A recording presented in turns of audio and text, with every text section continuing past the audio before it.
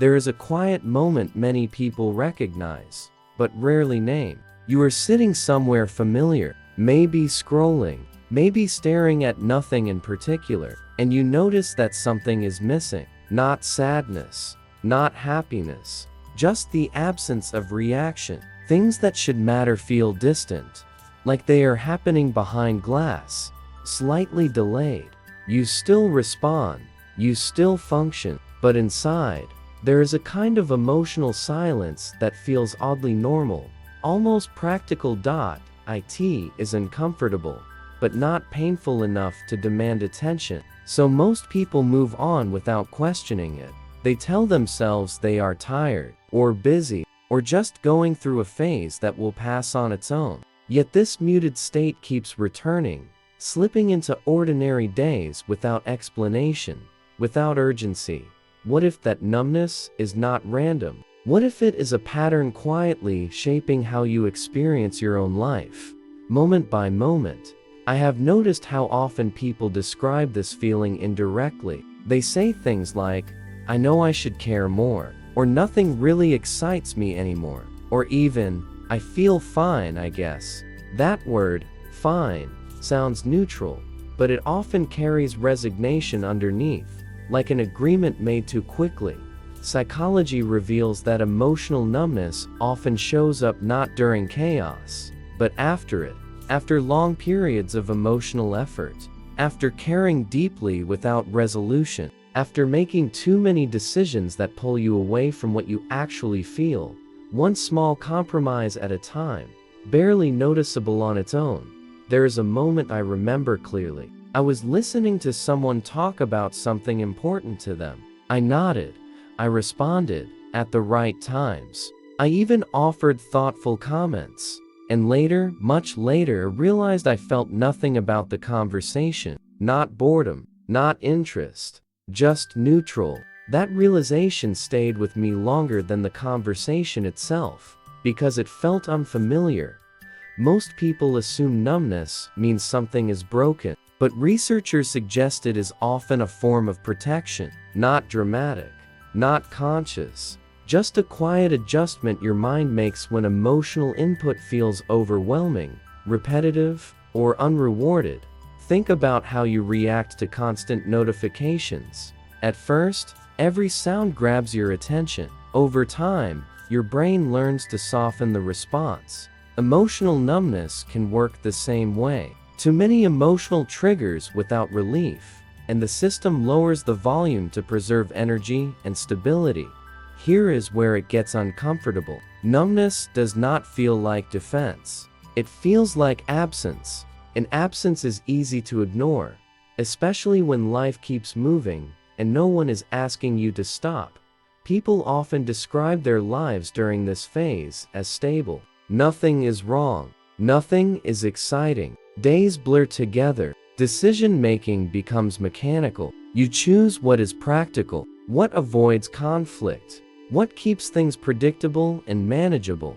But under that smooth surface, subtle signals start to appear. You delay responding to messages you once looked forward to. You feel detached from achievements you worked hard for. Even disappointment feels muted, like it arrives late and leaves early, without making a scene.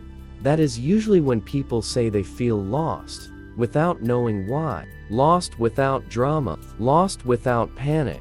Just a quiet disorientation that is hard to explain to anyone else. I used to think numbness was the opposite of emotion. Now, think it is emotion that learned to stay quiet because speaking up did not seem useful, or safe, or efficient anymore. Human behavior tends to adapt faster than awareness. Your mind adjusts long before you notice the change. Cognitive patterns form quietly. You stop expecting certain reactions from yourself. You stop asking why something feels flat, and start assuming that is just how things are now. Most people think emotional numbness means you do not care, but often, it means you cared deeply for too long without feeling safe to process it fully, or allowed to slow down. Consider how often we move past feelings, instead of through them. There is always something next, another task, another responsibility, another distraction that feels urgent enough to postpone reflection, just for today. Over time, the habit of not pausing becomes a pattern that shapes your life. It changes how present you feel, even in moments that should stand out and stay with you. The strange part is how normal this feels. You still laugh at jokes. You still feel brief irritation. From the outside, everything looks intact. That is why the state can last for years without being named or questioned. And yet, there is usually a moment that breaks the illusion. A small one, an unexpected reaction. Maybe you feel emotional watching a random scene in a movie, or hearing a song you forgot about. And for a second, something opens without warning. That moment raises a quiet question. If I can feel this now, where has it been hiding all this time? Emotional numbness rarely announces itself loudly. It blends into routines, into responsibilities, into the version of yourself that gets things done without complaint or pause. That is why many people only notice it in contrast, not on its own. I have wondered whether numbness is less about feeling nothing and more about feeling everything evenly. When highs and lows flatten, meaning becomes harder to detect.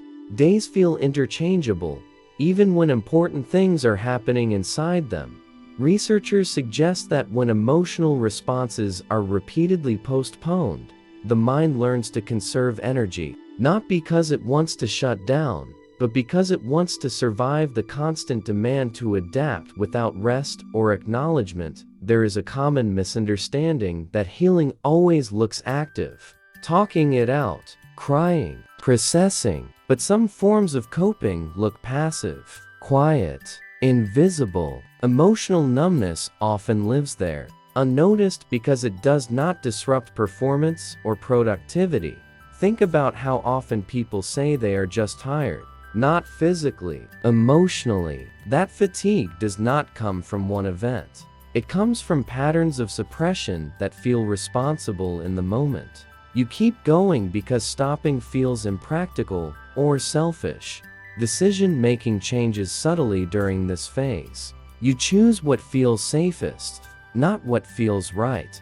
You prioritize stability over curiosity. Over time, this creates a life that functions well, but feels strangely distant from you, like you are observing it from the side. What makes the state persistent is that it works.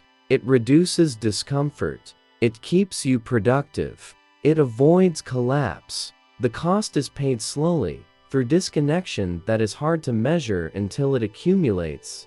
I sometimes catch myself questioning when I learned to respond so evenly. When excitement became optional, when disappointment stopped leaving a mark. Those shifts did not happen overnight. They happened quietly, through repetition and necessity, without a clear moment to point to.